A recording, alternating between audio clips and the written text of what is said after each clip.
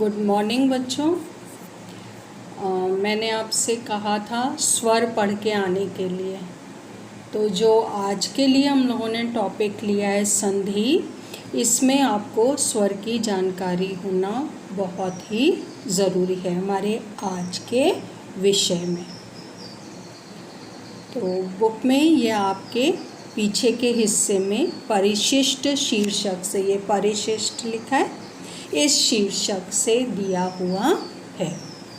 ये आपके व्याकरण पोर्शन में आ रहा है। क्लियर बेटा? अच्छा, अब इसको पढ़ने में ये ध्यान रखिएगा, मैं भी आपको सब समझा तो दूंगी, लेकिन ये जो डेफिनेशंस और ये सब दी हुई हैं संस्कृत में, ये आपको हिंदी में लिखनी होंगी। हर टॉपिक की डेफिनेशन लिखनी होगी, और थोड़ा काम मैं आपको मटेरियल में भी लिख करके डाल दूंगी, जिससे कि आपको थोड़ी आसानी हो जाए। ठीक है बेटा? तो हम शुरू करते हैं। ये शीर्षक संधि, ठीक है। इसमें देखो क्या लिखा है, पूर्व पदस्य मतलब पहले के शब्द का अंतिम वर्णेन, अंतिम वर्ण के साथ जो उत्तर पदस्य पूर्व वर्ण से, उत्तर पद के पूर्व वर्ण का मेलनेन यत् परिवर्तनम भवति, मेल से जो परिवर्तन होता है उसे संधि कहते हैं। मतलब क्या कि पूर्व पद के अंतिम वर्ण का दूसरे पद के पहले वर्ण से जो मेल होता है उसे संधि कहते हैं। ये कहने से क्या मतलब है, देखिए उदाहरण में अच्छे से समझाया गया है कि देखो विद्या में क्या है आ, ये क्या है पूर्व पद, पूरा जो पहला शब्द है उसका आखिरी वर्ण, पूर्व पदस्य अंतिम वर्णेन। क्लियर हुआ? पूर्व पद का अंतिम वर्ण क्या है आ, और उसके बाद उत्तर पद का, उत्तर पद मतलब बाद वाले शब्द का, बाद वाला शब्द क्या है आलय, ये क्या है आ, अंतिम वर्ण के पूर्व वर्ण का, पहले वर्ण का मेल से जो परिवर्तन होता है उसे संधि कहते हैं। मतलब एक तो ये समझ लीजिए, दो वर्णों के मेल को जो परिवर्तन होता है उसे हम संधि कहते हैं। और ये जो मेल होता है ऐसे ही नहीं है कि हम दो शब्द मिला देते हैं, हर जगह कुछ नियम होते हैं।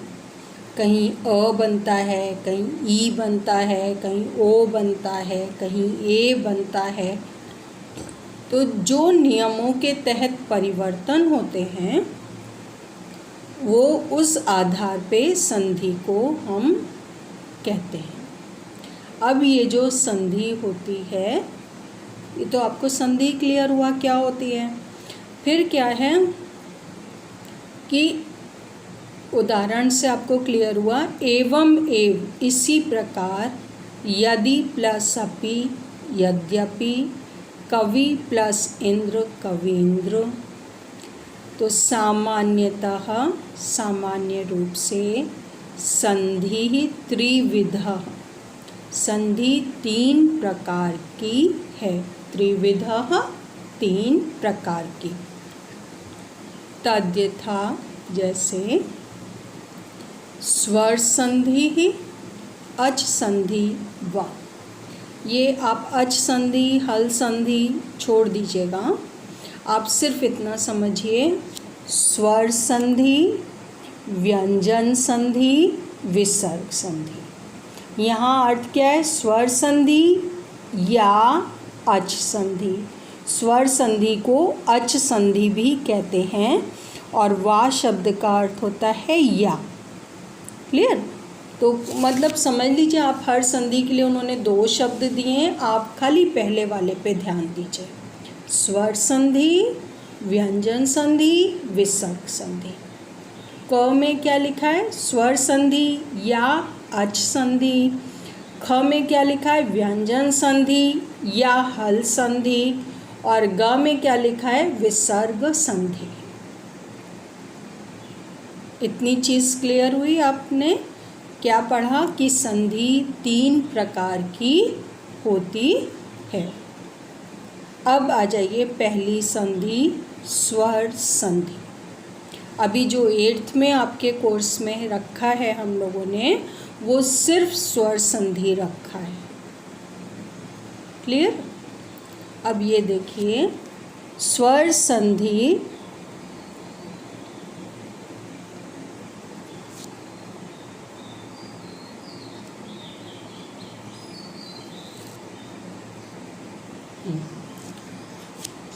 दीर्घ आ रहा है,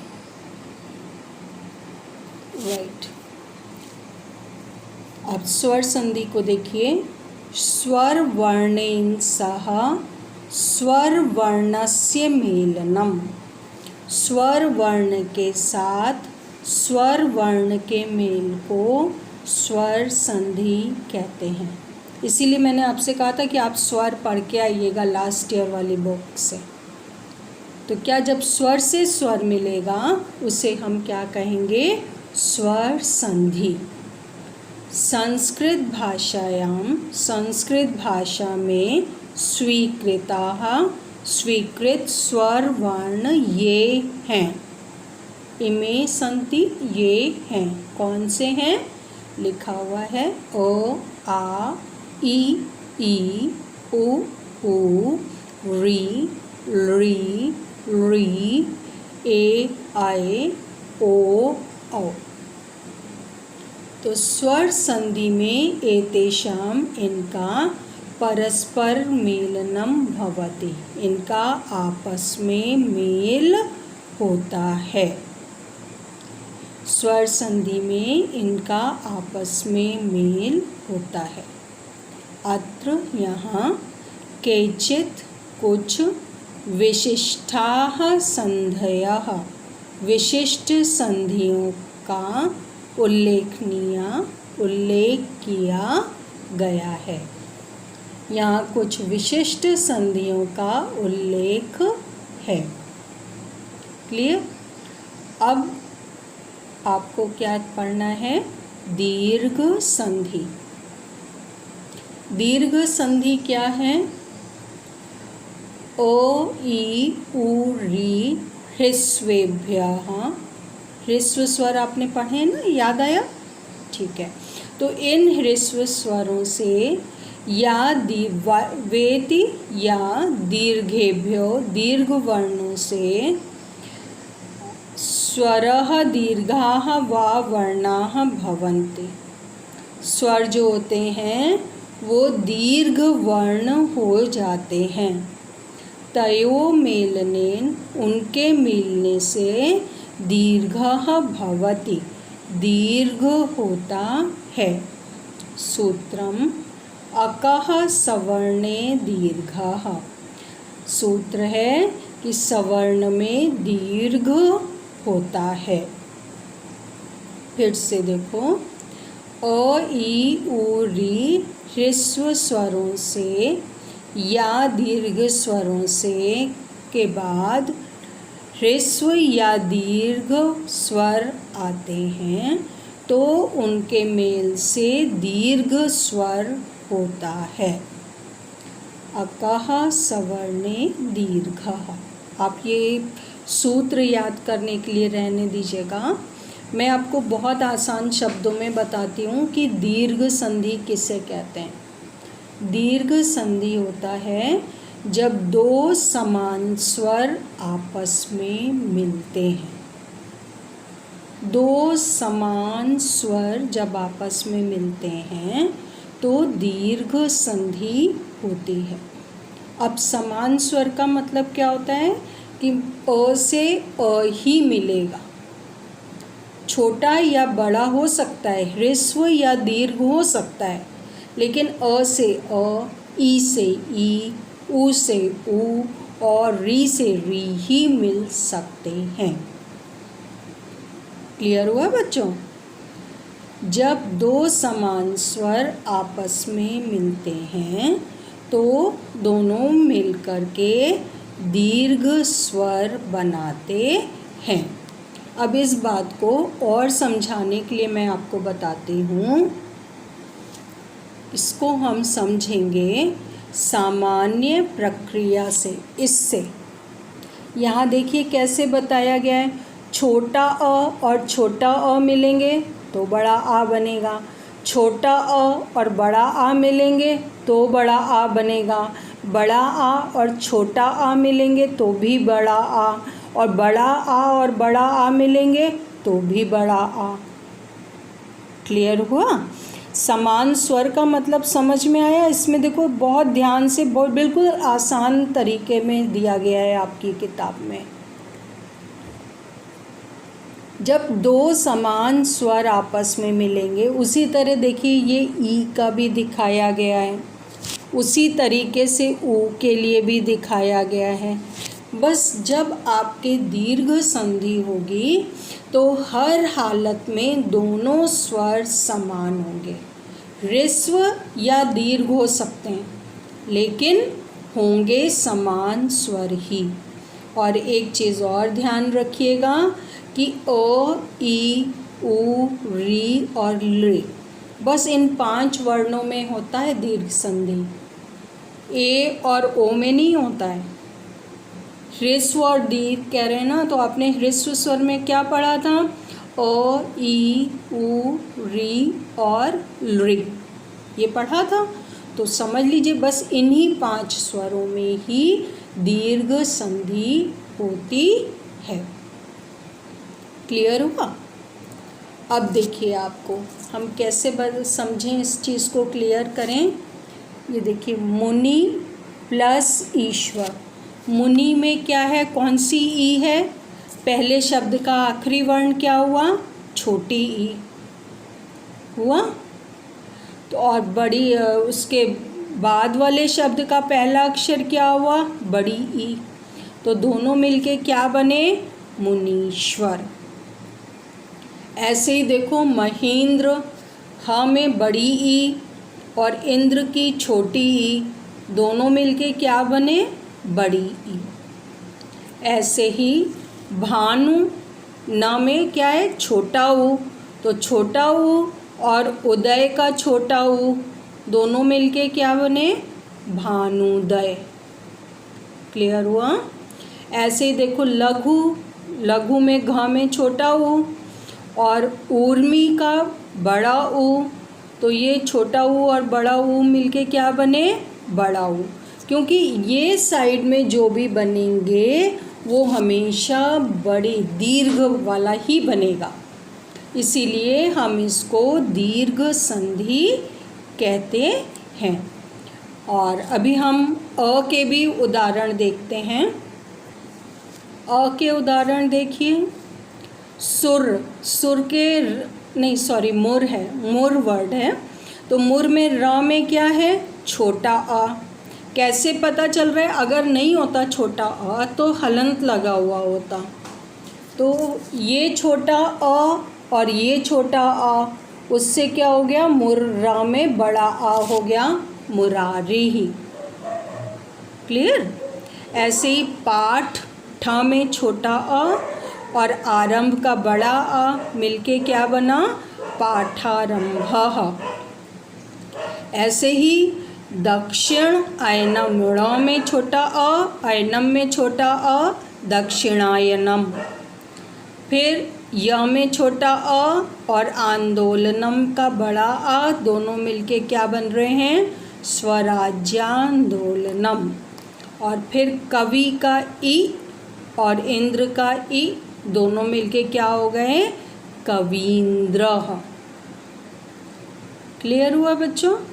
जब दो समान स्वर आपस में मिलेंगे, अ से अ मिलेगा, ई से ई मिलेगा, उ से उ मिलेगा, री से री मिलेगा, तभी आपके स्वर संधि दीर्घ संधि होगी। स्वर संधि की दीर्घ संधि होगी। इसके बाद एक री का भी उदाहरण देख लीजिए। री के उदाहरण में कैसे दिया है यहाँ पे, पितृ ऋणम। ता में क्या है, री की मात्रा दिख रही है बेटा, ता में क्या है, री की मात्रा, और ऋणम में भी क्या है, री। अब ये दोनों री जब मिले तो ये क्या बना, पितृणम। ये री जो है ये बड़ी री होगा, और इसको लिखने में देखो यहाँ पे ये डबल कर दिया गया। यहाँ ये सिंगल री की मात्रा है, यहाँ पे कैसी री की मात्रा है, डबल री की मात्रा है। क्लियर हुआ, पितृणम। ऐसे री के जो हैं वो जल्दी उदाहरण नहीं मिलते हैं, आप भी छोड़ दीजिएगा। अ, ई, उ और री को ही ध्यान से पढ़ने और समझने की कोशिश करिएगा। क्लियर बेटा। उसके बाद दूसरी संधि है यण संधि। यण संधि किसे कहते हैं, यण संधि में ई, उ, री और री इन वर्णों के बाद अगर भिन्न वर्ण स्वर वर्णा भवति, कोई दूसरा स्वर वर्ण होता है तो ई जो है वो य में बदल जाता है, उ व में बदल जाता है, री र में बदल जाता है और री ल में बदल जाता है। क्लियर हुआ। ई, उ, री और री के बाद यदि कोई असमान स्वर आता है तो वो क्रमशः य, व, र और ल में बदल जाते हैं। इसका सूत्र है इको याणाची। ये संधि होती कैसी है, इसको समझने के लिए देखिए उदाहरण में कैसे बताया गया है, यदि प्लस अपि यद्यपि। अब आपको समझना है कि ये यद्यपि कैसे बना। तो मैंने क्या बताया कि जब ई होता है तो वो य में बदल जाता है, राइट। तो यदि अपि में से, यदि में से आप छोटी ई हटा दीजिए, क्योंकि छोटी ई किस में बदल गया, य में। अब द, जब छोटी ई हट गया द से तो द क्या बचा, व्यंजन। द के नीचे क्या हो जाएगा, हलंत। अब जब ये द की जगह क्या हो गया, हलंत, और ई बदल के क्या हो गया, य। अब य में जब ये छोटा अ जुड़ेगा तो य क्या हो जाएगा, पूरा। तो ये क्या बन गया, यद्यपि। समझ में आया बच्चों।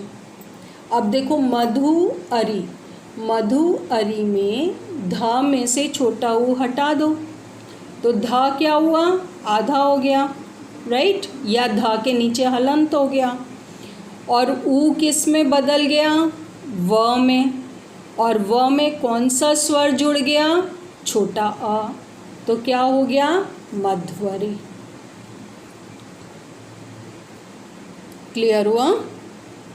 फिर देखो वधू आगमनम, वधू में ध में से बड़ा ऊ हट गया तो ध हलंत बचा, और बड़ा ऊ किस में बदला, व में, और व में कौन सा स्वर जुड़ रहा है, बड़ा आ, तो क्या हो गया, वध्वागमनम। क्लियर हुआ। फिर देखो पितृ आदेशः, त में कौन सी मात्रा है, री की। री किस में बदलेगा, र में, और र में कौन सा स्वर जुड़ा, बड़ा आ, तो क्या हुआ, पित्रादेशः। यहाँ ये बुक में गलत छपा है, यहाँ द पे ए की मात्रा होगी, पित्रादेशः, क्योंकि बाद में तो कोई परिवर्तन हमको करना ही नहीं है। क्लियर। फिर इसमें री में देखो, री क्या होगा, किस में बदलेगा, ल में, और ल में कौन सा स्वर जुड़ा, इसके बाद बड़ा आ है, तो क्या हो गया, लाकृति ही। क्लियर हुआ बेटा।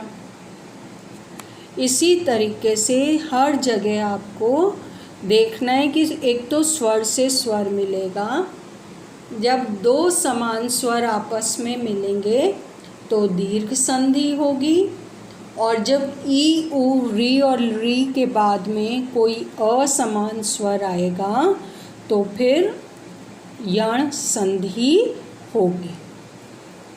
क्लियर हुआ बेटा? अब आगे देखिए,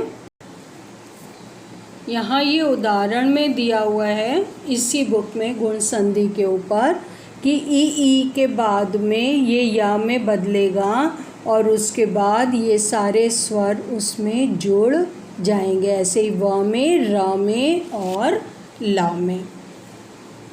इसको थोड़ा और स्पष्ट करते हुए मैं अभी थोड़ा आपके उसमें मटेरियल में डालूँगी, आप उसको ध्यान से पढ़िएगा और समझने की कोशिश करिएगा।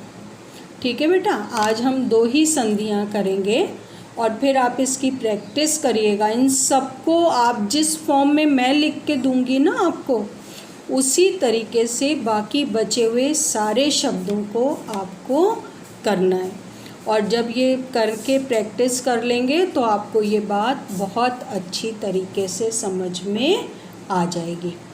मतलब जो काम करना है वो जो 4-6 शब्द मैं आपको दूंगी, यण संधि के भी और दीर्घ संधि के भी, फिर मैंने जैसे एक्सप्लेन करके मैं भी मटेरियल में डालूंगी, उसी फॉर्म में आपको वो चारों शब्द करने होंगे। क्लियर हुआ बेटा? Thank you.